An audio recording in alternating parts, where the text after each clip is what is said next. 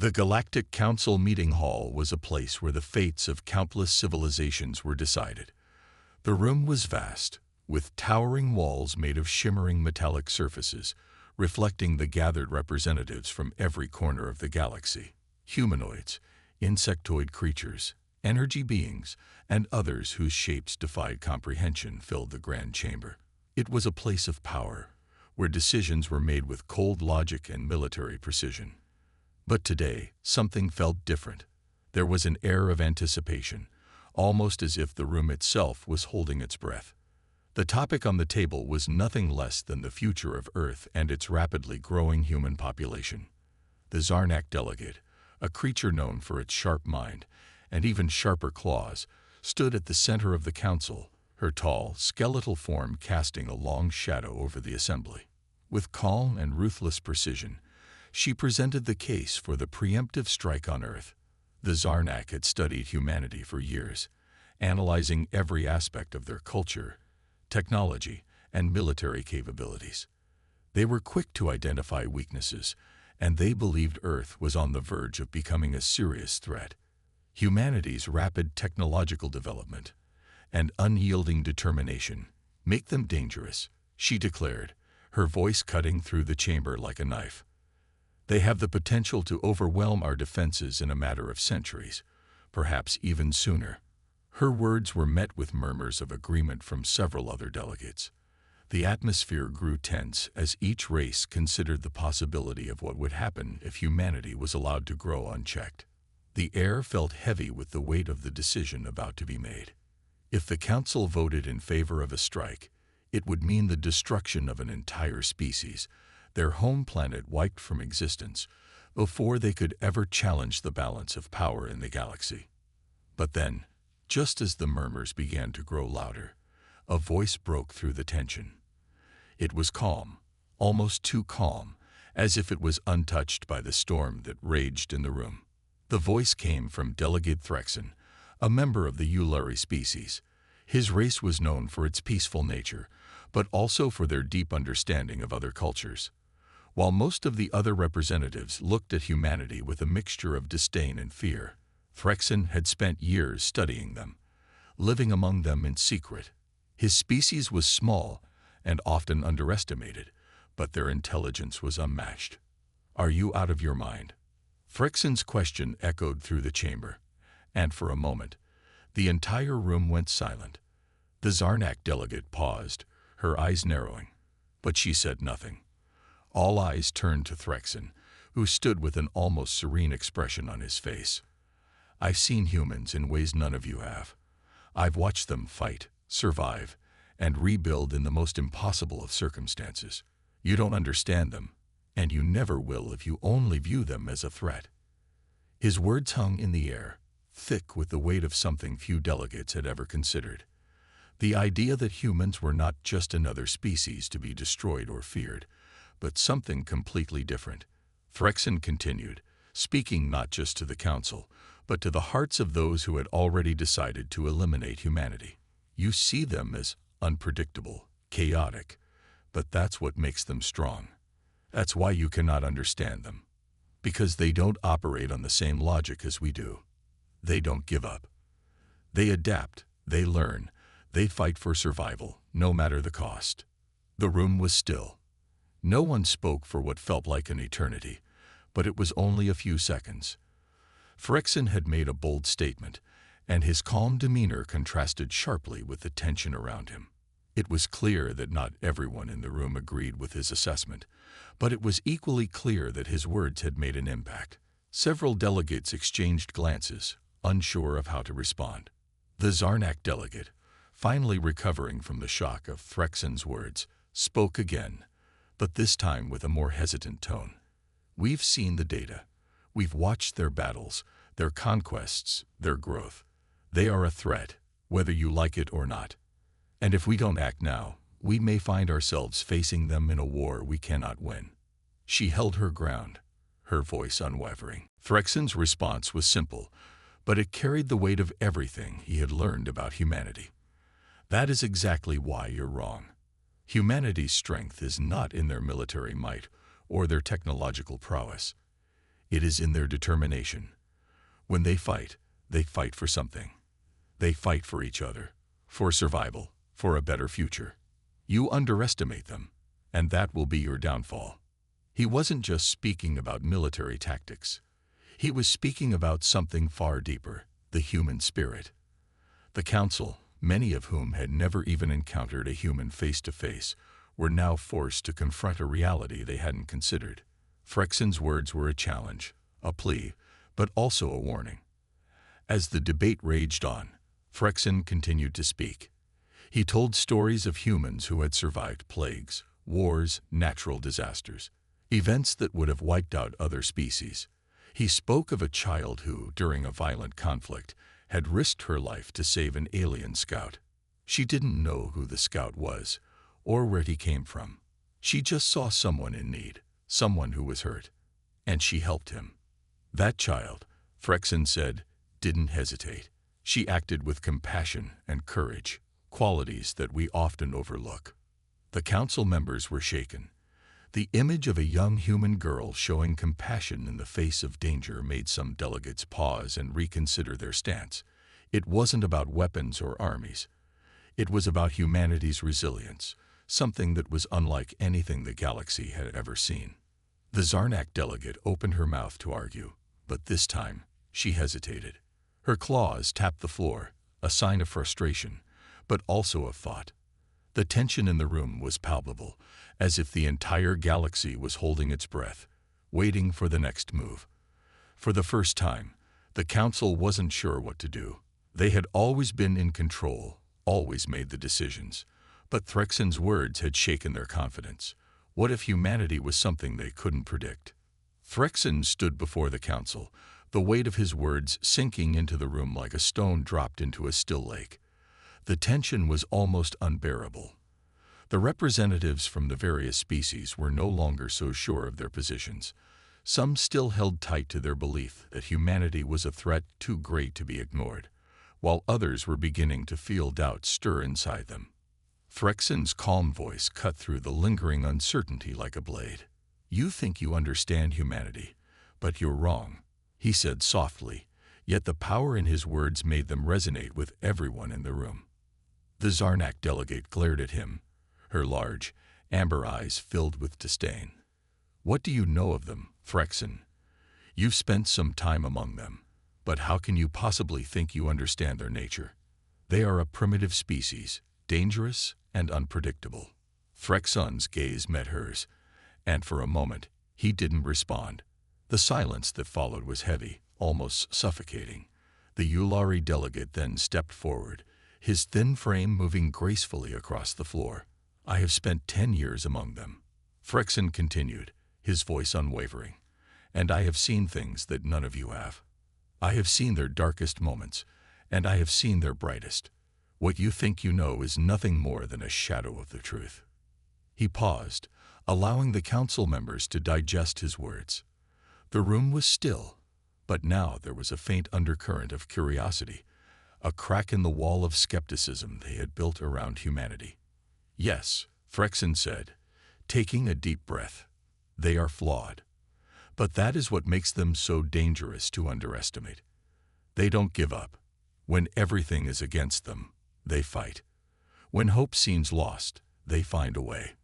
When you push them to the edge, they will break the boundaries you thought were impossible." The Zarnak delegate scoffed, crossing her arms. "What do you mean? Their history is filled with failure and conflict. They are nothing compared to us. They lack the power, the resources, the intelligence."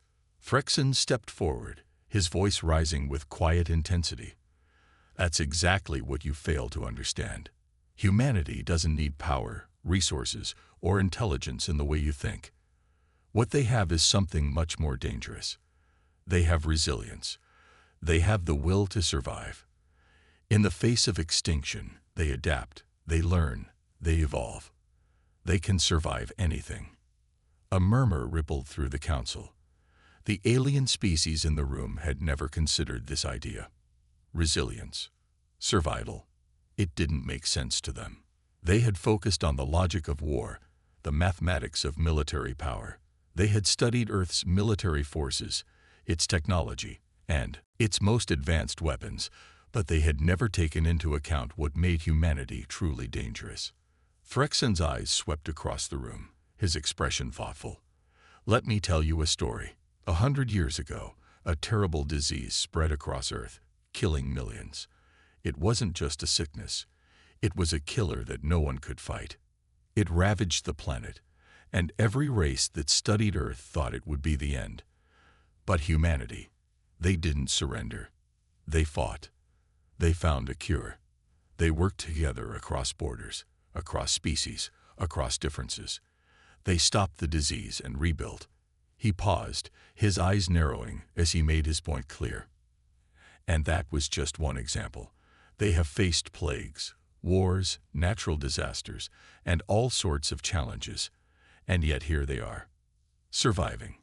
A few delegates shifted uneasily, realizing for the first time the implications of what Phrexen was saying. Their understanding of humanity had been based on a limited scope, a scope of war, fear, and the expected patterns of destruction. But what Phrexen had described was something altogether different, something beyond mere conquest. Humanity's strength lay in their ability to overcome, to adapt, and to fight for each other. "I don't deny that they are dangerous," Phrexen continued, "but the real question is, what makes them dangerous? Is it their ability to destroy, or is it their ability to rebuild, to come back stronger every single time?"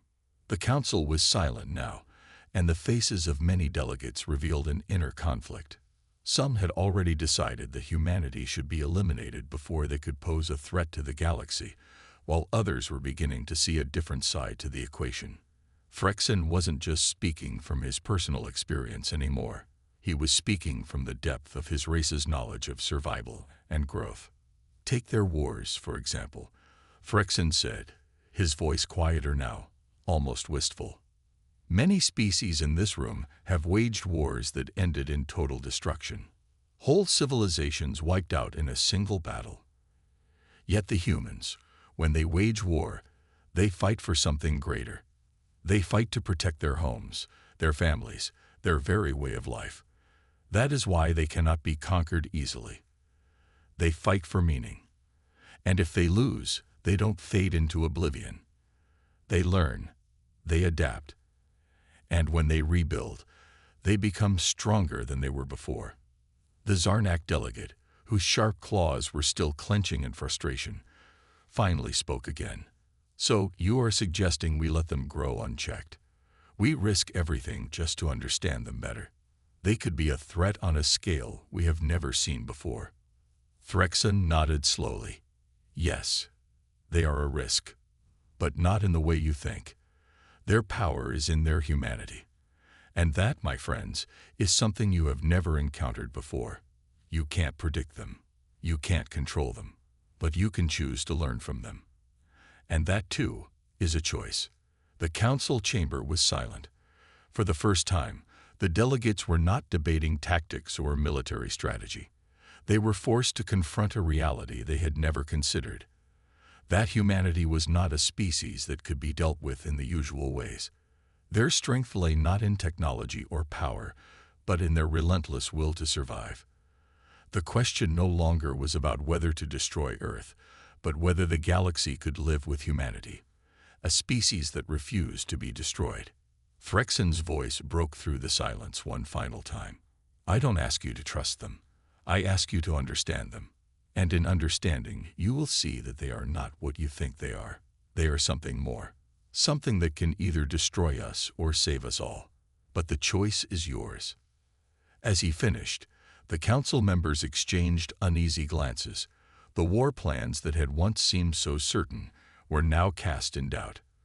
For the first time, they saw humanity not as a threat to be erased, but as a puzzle to be solved, a puzzle that could hold the key to their survival or their doom. The council had assembled once again, but this time there was an unusual tension in the air. The Zarnak delegate stood with her arms crossed, glaring at the human representative who had been invited to speak. It was a rare occasion for humanity to be represented in such a serious matter, and the council members were unsure of what to expect. But as the human, Dr. Samuel Clark, stood before them, he felt an unexpected sense of calm. This was not just another discussion about Earth's survival. This was about something far more profound, the human mind itself. "Esteemed delegates," Dr. Clark began, his voice steady, "I've been asked to explain what it means to think like a human. You have all seen our species, studied our behavior, and watched our wars and victories, but none of you have ever truly understood the mind behind it all. Today, I'm here to give you a glimpse into the complexity of what makes." The room fell silent, every eye trained on him. The Ulari delegate tilted his head slightly, as if trying to read Dr. Clark's intentions. The Zarnak delegate's skepticism was clear, but even she couldn't deny the potential danger in underestimating humanity's psychological depth. "We are a species built on contradictions," Dr. Clark continued. "On one hand, we are capable of incredible cruelty, as we have seen in our history. On the other, we possess an unbreakable will to create, to build, to help. This duality is what defines us. It is what makes us both terrifying and inspiring." A ripple of discomfort passed through the council. The delegates had expected to hear about humanity's military strength or its technological advancements. But this was different. This was psychological warfare in its purest form. "You see," Dr. Clark went on, "humanity does not think like you do. We do not think in terms of pure logic or cold calculation. Our minds are driven by emotion, by experience, and by a sense of purpose that often defies reason. This, my friends, is what makes us unpredictable. It is what makes us dangerous." The Zarnak delegate scoffed, raising one of her many hands to interrupt. "What are you suggesting? That we are to fear your emotions? Your erratic behavior?" Dr. Clark shook his head. "No, not fear, but understand.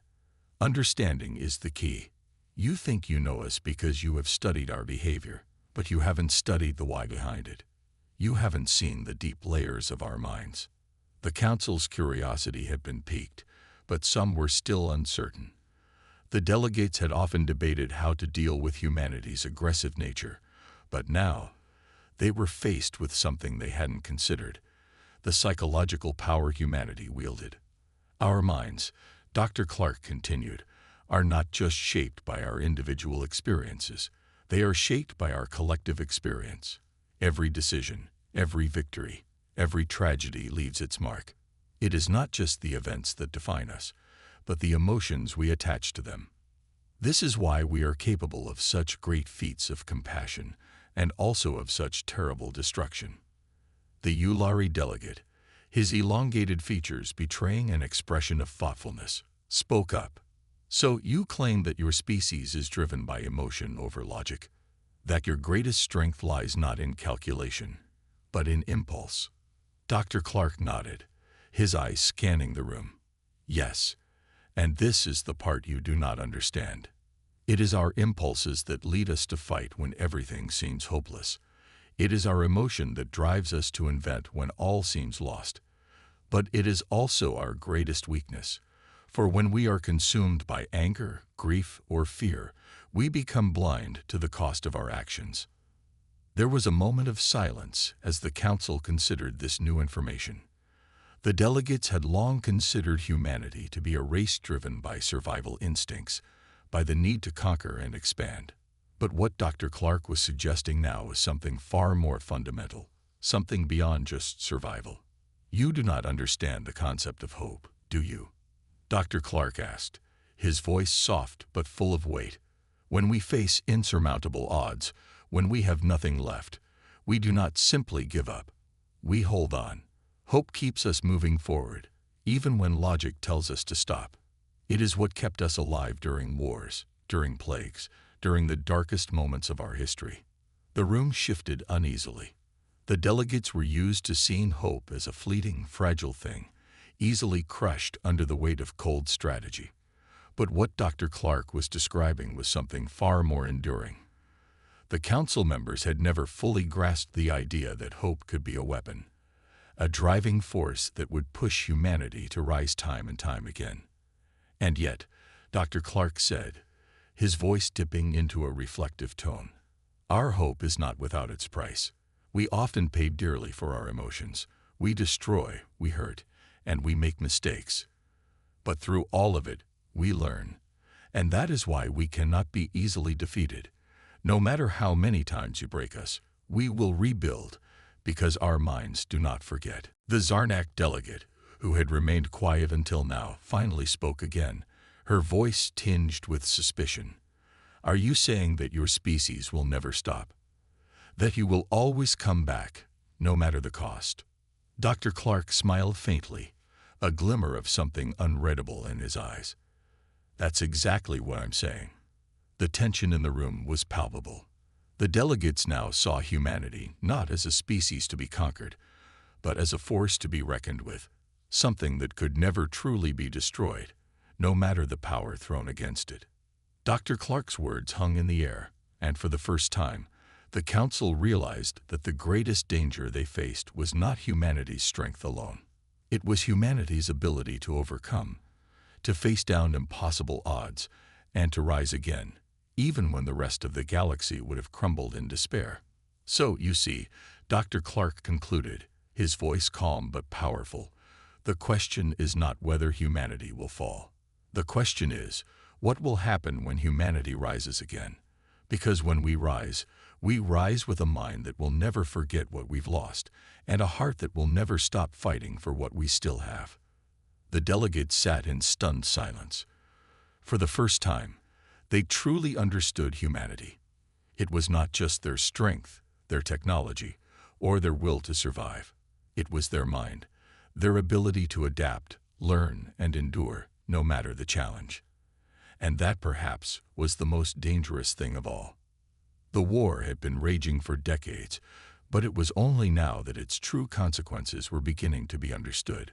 Planetary leaders and military commanders had long believed that victory could be achieved through sheer force. That victory meant domination. But as they gathered in the assembly chamber, it became clear that they were wrong. The war that had once seemed like a clear path to power had left something far more dangerous in its wake. Dr. Samuel Clark, once a leading figure in Earth's scientific community, stood before the council, his face grim, as he prepared to speak on the topic of humanity's devastating conflict and its aftermath. We've all seen the destruction, Dr. Clark began, his voice steady but tinged with a sense of regret. But no one seems to realize the true cost of what we've done. We've torn through systems, taken lives, and caused irreversible damage. And now we must face the consequences, not just for those we've defeated, but for ourselves. The Council, an assembly of representatives from various species who had watched the conflict unfold from a distance, listened intently. The military leaders had assumed the humans' words were just more of the same, more speeches on the horrors of war and the need for peace. But there was something different about Dr. Clark's tone, something that made them uneasy. You've heard it all before, Dr. Clark continued, pacing slowly across the chamber. The human mind is resilient. We can survive anything. But you don't understand the true impact of the trauma we suffered.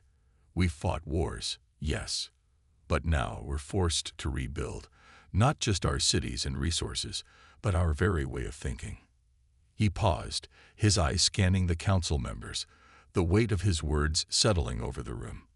It wasn't just physical destruction they were facing. It was the mental and emotional wreckage that came with it, something that no one could have predicted. War isn't just about what you destroy on the outside. Dr. Clark continued, his voice softening with the weight of his own personal experiences. It's what you destroy within. The people who fight don't just lose their homes or their lives. They lose their ability to trust. They lose their sense of purpose. They lose their humanity. And that's the worst part of all. The silence in the room was heavy. For the first time, the council members realized that the effects of war on humanity went far beyond the battlefield.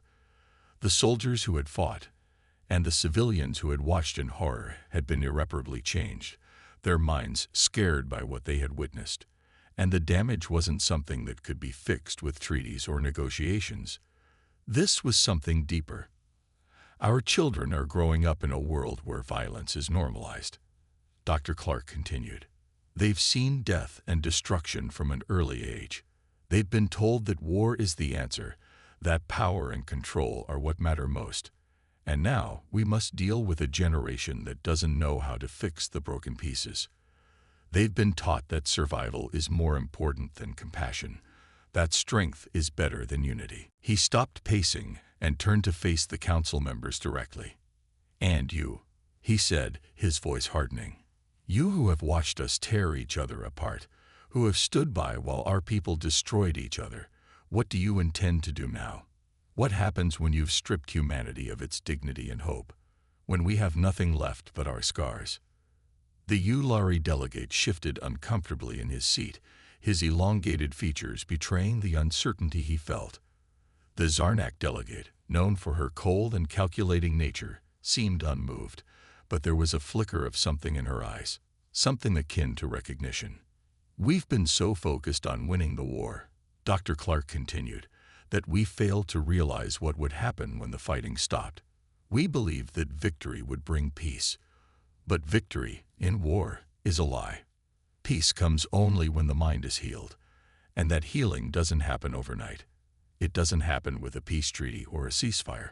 It happens when people begin to understand the full weight of what they've lost. He let the words hang in the air for a moment before continuing. And now we're seeing the consequences of our actions. We've turned our own people against each other. We've fractured our societies in ways that may never be repaired. We've created a world where fear, anger, and resentment are the driving forces behind every decision we make. The room was heavy with silence. The council delegates had seen the destruction, the wars, and the aftermath.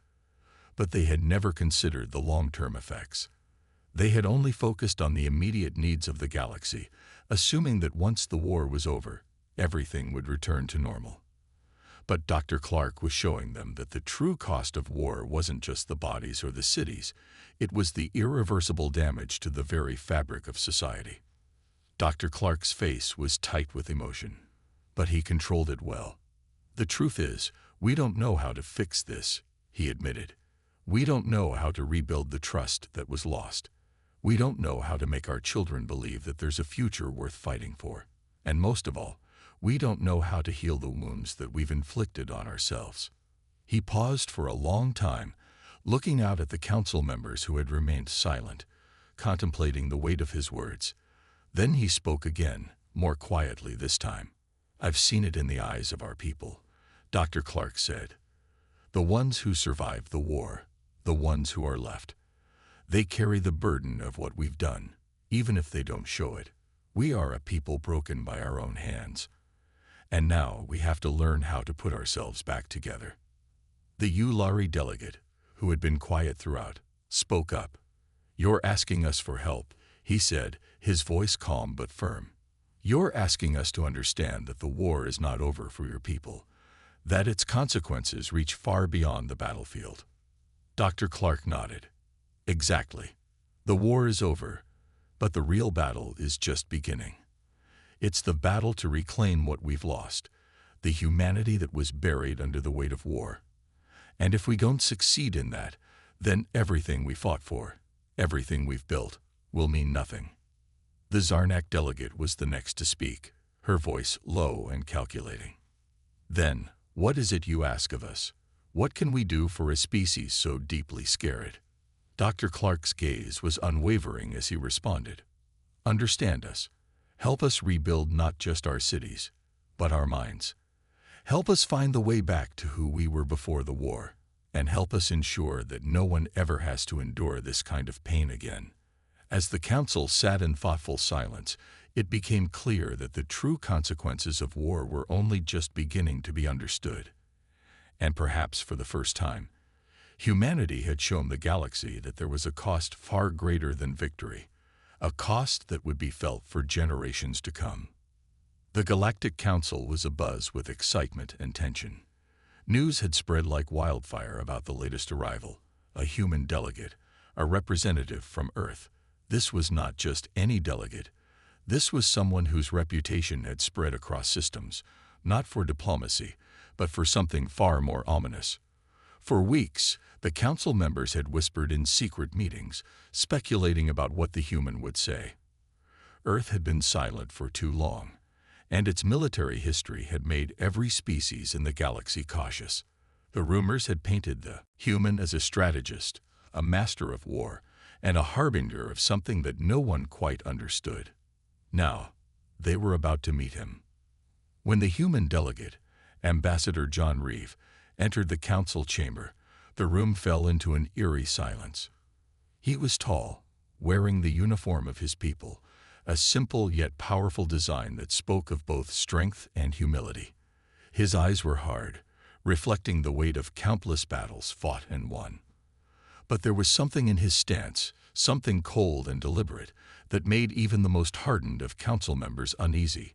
They knew that whatever message he carried was one that could not be ignored. He stepped forward, the soft hum of the chamber's lights the only sound breaking the tension. His voice, when it came, was calm, but it carried an unmistakable authority. You all sit here, in this grand hall, pretending that everything is fine. You think that peace is something you can negotiate, something you can secure with treaties and promises. But you are wrong. The council shifted in their seats. Some exchanged nervous glances, unsure of where this was heading. Earth has been watching. Ambassador Reeve continued, his tone steady, but the undercurrent of something darker was palpable. And we have seen what you have done. You've watched as conflicts erupted across the galaxy, some of them caused by your own interference, others by the simple greed of your people. And you have done nothing. You have stood by, offering words of peace and counsel, but when the fighting ends, the scars remain, on both sides. A murmur spread through the room. Reeve wasn't speaking like a diplomat. He wasn't here to negotiate. He was here with a warning, and the weight of it hung heavy in the air. You think you understand war. He paced slowly across the chamber, eyes scanning each council member, as though daring them to challenge his words. You think you've seen the worst of it, the bloodshed, the destruction, the loss of life. You haven't. Earth has fought in wars that have torn us apart. We've seen entire cities turned to ash, entire populations wiped out. And through it all, we have learned something vital. We have learned that there are consequences to inaction. A Zarnak delegate, known for their cold demeanor, leaned forward, clearly irritated. You speak as though we have not acted. We have brokered countless peace deals. We've held back on military intervention, relying on diplomacy. What more do you want from us, human?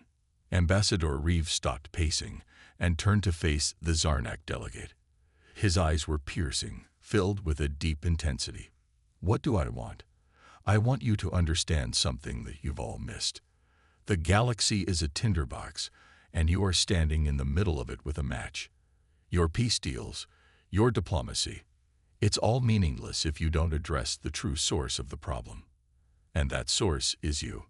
A hushed silence followed, and the delegates sat back in their seats, each of them unnerved by the truth that was slowly unraveling before them. Reeve's words were no longer just a warning. They were a threat, unspoken but clearly understood. His message was clear. If they didn't change, if they didn't take responsibility, the consequences would be dire. You believe that if you keep the peace, the galaxy will remain in balance. Reeve continued, his voice quiet, yet with a powerful resonance that seemed to reach every corner of the room. But the balance is already broken. We've seen it in the eyes of our people. We've seen it in the way we fight, the way we think. War is not just an event. It's a cycle. And if you keep feeding that cycle with your half measures, you'll be caught in it, too. The words were like a weight pressing down on each member of the council. The humans had been quiet for so long, but now they realized the true power of their silence. They had underestimated humanity. They had underestimated Earth. What they thought was a species isolated and weakened by centuries of conflict had been, in fact, a species that had learned and adapted, one that had survived by understanding the true nature of war. Do you know why we are still standing, despite everything? Reeve asked, his voice taking on a reflective tone. Because we understand the price of peace. We know that peace isn't something you can just claim. It's something you have to protect. We don't shy away from difficult choices. We make them. And we live with the consequences. But we never forget that war is the last resort, and it should never be fought out of convenience or greed. At this point, a smaller delegate from the Vorak system, whose race was known for its pacifist beliefs, stood up. You speak of consequences, but what do you propose? Do you mean to tell us that the galaxy should embrace war to maintain peace? Reeve turned to face the Vorak delegate, his expression unwavering. No. What I'm telling you is that if you don't take responsibility for your actions, you will force us all into a corner where war becomes the only option. You need to act, not as leaders of your systems, but as protectors of this galaxy. You need to address the root causes of conflict, greed, corruption, and the belief that power can be seized through force.